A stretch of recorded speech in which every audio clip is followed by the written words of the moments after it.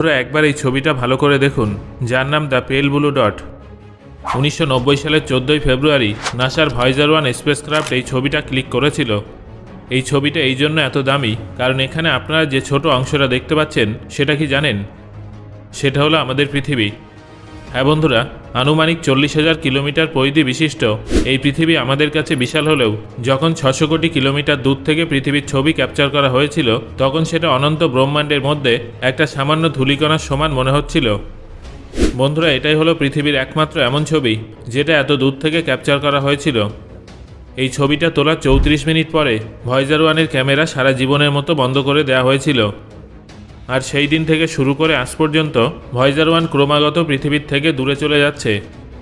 এখন প্রশ্নটা হলো এটাই যে বর্তমানে যদি ভয়েজার 1-এর ক্যামেরা পুনরায় অন করা হয় তাহলে কি দেখা যাবে, আর বিশেষভাবে এলিয়েনদের জন্য রেকর্ড করা ভয়েজারের গোল্ডেন রেকর্ডে কি আছে। বন্ধুরা, এই বিষয়ে জানার জন্য আপনাকে ভিডিওটা শেষ পর্যন্ত অবশ্যই দেখতে হবে। 1977 সালের 5ই সেপ্টেম্বর নাসা সৌরমণ্ডলের সীমানা পরিমাপ করা এবং এলিয়েনদের সঙ্গে যোগাযোগ করার স্বপ্ন নিয়ে ভয়েজার 1 স্পেসক্রাফটটা লঞ্চ করেছিল, যেখানে সেই সময়কার সবথেকে আধুনিক ভিডিওকন ক্যামেরা, পৃথিবীতে বসবাসরত প্রাণীর সম্পর্কে তথ্য সংগ্রহ করে রাখা গোল্ডেন টেপ এবং কিছু পেলোড ইকুইপমেন্ট উপস্থিত ছিল। সূর্যের বিপরীতে পৃথিবীর থেকে দূরে যাওয়া এই স্পেসক্রাফটটির মিশনের সময়কাল ছিল মাত্র 5 বছর। কিন্তু লঞ্চের 46 বছর পরেও ভয়েজার 1 সঠিকভাবে এখনও কাজ করছে এবং নাসার ডিপ স্পেস নেটওয়ার্কের সঙ্গে সম্পর্ক বজায় রেখে পৃথিবীর থেকে ক্রমশ দূরে চলে যাচ্ছে। আর নিজের যাত্রাপথে এগিয়ে গিয়ে এই মহাকাশ যানটা বর্তমানে পৃথিবীর থেকে 2400 কোটি কিলোমিটার দূরে পৌঁছে গেছে, যার ফলে এটা মহাকাশে মানুষের মাধ্যমে পাঠানো এখনও পর্যন্ত সবথেকে দূরবর্তী মনুষ্য সৃষ্ট অবজেক্টে পরিণত হয়েছে। 70-এর দশকে যখন পৃথিবীতে ইউএফও সাইটিংয়ের সংখ্যা বেড়ে গিয়েছিল তখন আমেরিকান বিজ্ঞানী কার্ল সেগান তাদের সঙ্গে যোগাযোগ করার একটা উপায় খুঁজে বার করেন। আর তখনই প্রথম ভয়েজার 1 মিশনটা লঞ্চ করার স্বপ্ন দেখা শুরু হয়েছিল। আসলে ভয়েজার স্পেসক্রাফটে গ্রামোফোনের সঙ্গে 12 ইঞ্চির তামার গোল্ড প্লেটেড ডিস্ক জুড়ে দেওয়া হয়েছিল, যার নাম দেওয়া হয়েছিল দ্য গোল্ডেন রেকর্ড। এই প্রজেক্টটা করার পিছনে প্রধান কারণ ছিল মহাকাশে উপস্থিত অন্যান্য প্রাণীদের কাছে এই বার্তাটা পৌঁছানো যে আমরাও বেঁচে আছি, অর্থাৎ এই মহাকাশে আমরাও আছি। আসলে উদ্দেশ্য ছিল মহাকাশে কোনো এলিয়েনের সঙ্গে যদি ভয়েজার স্পেসক্রাফটটা সাক্ষাৎ হয় তাহলে সে যেন পৃথিবীর ব্যাপারে জানতে পারে। এই জন্য গোল্ডেন অডিও ভিজুয়াল ডিস্কে বিভিন্ন পাখি এবং প্রাণীদের আওয়াজ, বাতাস এবং ঢেউয়ের আওয়াজ, এছাড়াও বিভিন্ন ধরনের গান রেকর্ড করা হয়েছিল। শুধু তাই নয়, এর মধ্যে একটা বাচ্চার কণ্ঠে ইংরাজি ভাষায় এলিয়েনদের জন্য গ্রিটিংস রেকর্ড করা হয়েছিল। কিন্তু এলিয়েন কোন ভাষা বোঝে সেটা তো আমরা জানি না, তাই নাসা এই ডিস্কে আরও 55টা ভিন্ন ভিন্ন ভাষায় গ্রিটিংস রেকর্ড করেছিল, যার মধ্যে বাংলা, হিন্দি, মারাঠি, পাঞ্জাবি, রাজস্থানী, তেলেগু, উর্দু, গুজরাটি ইত্যাদি ভাষায়ও গ্রিটিংস অন্তর্ভুক্ত ছিল। এছাড়াও ভয়েজারের সেতার এবং তবলার সুরে গান করা ভারতের একটা ট্র্যাডিশনাল মিউজিকও অন্তর্ভুক্ত করা হয়েছিল। তাই বলা যায় যে গোল্ডেন রেকর্ডে পৃথিবীতে জীবনের উপস্থিতির একাধিক রেকর্ড আছে, যেগুলো শোনার পর এলিয়েনরা কখনো না কখনো আমাদের সঙ্গে যোগাযোগ করতে পারবে। বন্ধুরা, স্পেসক্রাফটটা তার 46 বছরের সফরে অনেক রেকর্ড ভেঙেছে, আবার মহাকাশের অনেক রহস্য উন্মোচন করেছে। কিন্তু আপনারা কি জানেন ভয়েজার 1-এর ক্যামেরা বিগত 34 বছর বন্ধ আছে কেন? এখন যদি আমরা এর ক্যামেরা অন করে দিই তাহলে কেমন দৃশ্য দেখা যাবে? এই মহাকাশযানে দুটো ভিডিওকন ক্যামেরা আছে। এবার এর মধ্যে একটা ক্যামেরায় ওয়াইড অ্যাঙ্গেল লেন্স লাগানো হয়েছে, যার সাহায্যে গ্রহের ফুল সাইজের ছবি ক্যাপচার করা যায়। আর দ্বিতীয় ক্যামেরায় ন্যারো অ্যাঙ্গেল লেন্স লাগানো হয়েছে, যার সাহায্যে সেলেস্টিয়াল অবজেক্টের দিকে জুম করে তার ডিটেল ছবি ক্যাপচার করা যায়। কিন্তু যেহেতু সেই সময় রঙিন ক্যামেরা উপলব্ধ ছিল না, তাই বিজ্ঞানীরা ভয়েজার 1 ক্যামেরার বাইরে একটা রোটেটিং হুইল লাগিয়ে দিয়েছিলেন, যেখানে গ্রে স্কেল ফিল্টারের পাশাপাশি অরেঞ্জ, ভায়োলেট, ব্লু এবং গ্রিন রঙের ফিল্টার লাগানো ছিল। 1979 সালের 5ই মার্চ ভয়েজার 1 যখন বৃহস্পতিকে প্রথমবার ফ্লাইবাই করছিল তখনই সেটা প্রথমবার এই ক্যামেরার সাহায্যে বৃহস্পতির পাতলা বলয় এবং এর দুটো উপগ্রহের ছবি তুলে প্রথমবার তাদের অস্তিত্ব সবার সামনে তুলে ধরেছিল। এই ক্যামেরার কার্যপদ্ধতি সম্পর্কে কথা বললে, উদাহরণস্বরূপ যখনই সূর্য থেকে আগত রশ্মি বৃহস্পতি গ্রহের উপরে পড়ে তখন সেটা রিফ্লেক্ট হয়ে ভয়েজার 1-এর ক্যামেরার দিকে আসে, আর যখন এই লাইটটা রোটেটিং ফিল্টার হয়ে এগিয়ে যায় তখন এর সাহায্যে বৃহস্পতির মাল্টিপল কালারের ছবি ক্লিক হয়। যেমন লাইট যদি নীল রঙের ফিল্টারের মধ্যে দিয়ে যায় তাহলে সেই নীল রঙটাই সামনে যাবে, অন্যান্য রঙের লাইট রিফ্লেক্ট হয়ে যাবে। এইভাবে আমরা ভিন্ন ভিন্ন ফিল্টারের কালারের একাধিক ছবি পেয়ে যাই। তারপর যখন সেই ছবিগুলো একসঙ্গে মার্জ করা হয় তখন বৃহস্পতির একটা রঙিন ছবি তৈরি হয় এবং এই ছবিটা ভিডিওকন ক্যামেরায় উপস্থিত একটা ক্যাথোড গান ইলেকট্রিক সিগন্যালে কনভার্ট করে দেয়, যেটা ভয়েজার 1 পৃথিবীতে উপস্থিত নাসার ডিপ স্পেস নেটওয়ার্ককে ট্রান্সফার করে দেয়।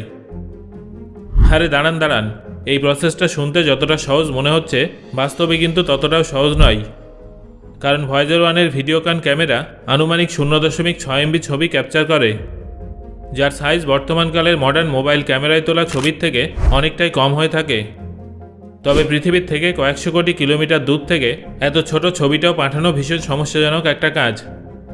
এই মহাকাশযানটা নিজের সফরের প্রথম দিকের প্রারম্ভিক বছরগুলোতে যখন পৃথিবীর অনেক কাছে ছিল তখন এটা প্রতি সেকেন্ডে 1,15,000 বিটস স্পিডে ডেটা ট্রান্সফার করত, যার ফলে একটা ছবি খুব বেশি নয়, মাত্র 43 সেকেন্ডে রিসিভ হয়ে যেত। কিন্তু দূরত্ব যত বাড়তে থাকে ট্রান্সফার স্পিড তত কমতে শুরু করে।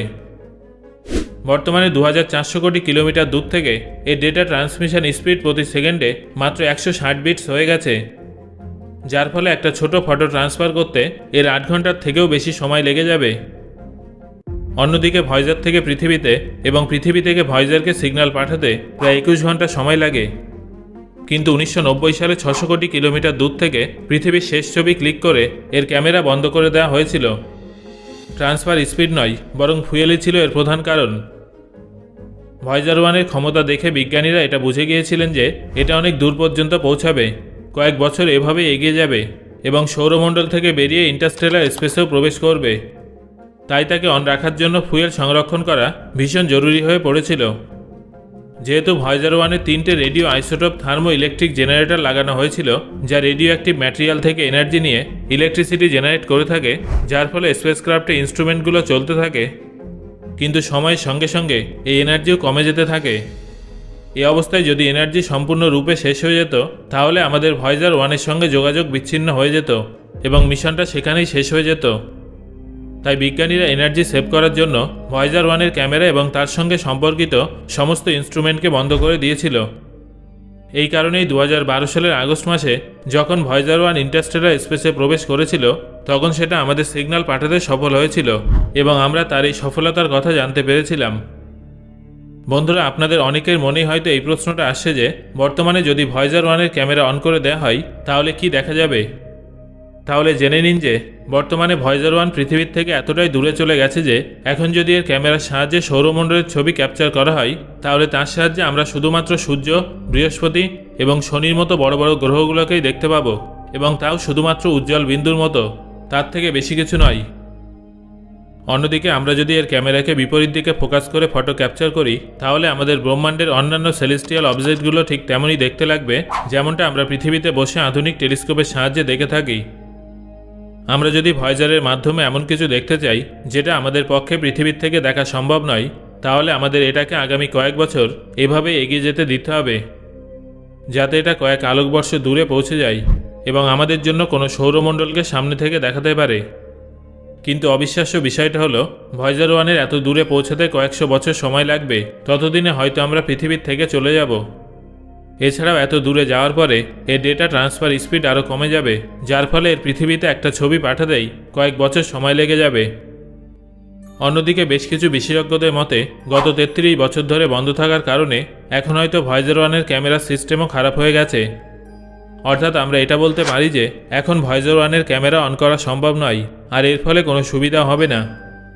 তবে এই চেষ্টা করতে গিয়ে যদি ভয়েজার 1-এর সমস্ত এনার্জি নষ্ট হয়ে যায় তাহলে আমাদের ভয়েজার 1-এর সঙ্গে সারা জীবনের মতো যোগাযোগ বিচ্ছিন্ন হয়ে যাবে, যেটা সত্যি একটা দুঃখজনক বিষয় হবে।